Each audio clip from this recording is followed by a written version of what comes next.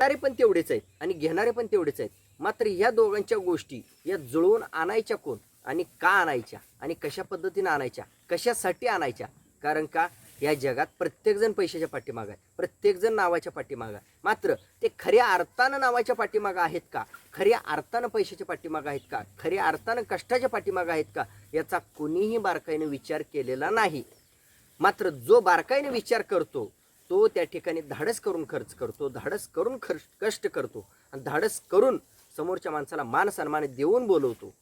या गोष्टी मी समाजातून बारकाईनं अनुभवलेल्या आहेत. एखादा व्यक्ती जर आपल्याजवळ जर कोणतंही नियोजन न करता जर तो पोचलेला असेल तर त्या व्यक्तीचा सुद्धा तुम्ही बारकाईने विचार करा, त्याच्या कष्टाचा विचार करा, त्याच्या अंतराचा विचार करा, त्याच्या बारकाईनं जो अभ्यास तुमच्यापुढे व्यक्त झालेला असतो त्या गोष्टीचा विचार करा. कारण आज हे सांगायची वेळ का आली तर भयानक लोकांचे भयानक घरात बसून भयानक वेळा प्रश्न आहेत आणि भयानक प्रश्न आहेत आणि हे प्रश्न सोडवत बसण्यासाठी हा चॅनल नाही चालू केला.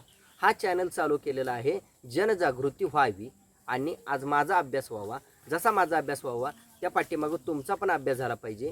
आणि अभ्यास करण्यासाठी अभ्यास होण्यासाठी असं नाही की तुम्ही 1000 वेळा कॉल करावं आणि 1000 वेळा गप्पा मारत बसाव्या.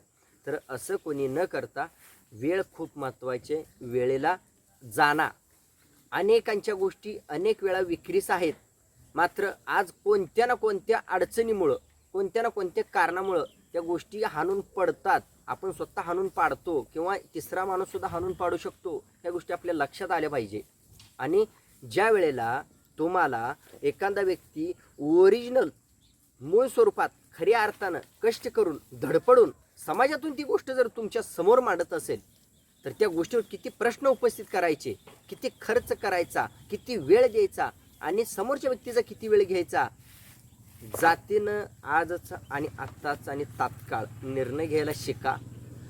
त्यानंतरच खिलार शेतकरी शान परिवारची जी नाळ आहे समाजाशी किंवा खिलारची किंवा तुमच्याशी ती कायम घट्ट ठेवायची असेल तर वेळेला, खर्चाला, कष्टाला, अंतराला यावरती बारीक लक्ष द्या. धन्यवाद.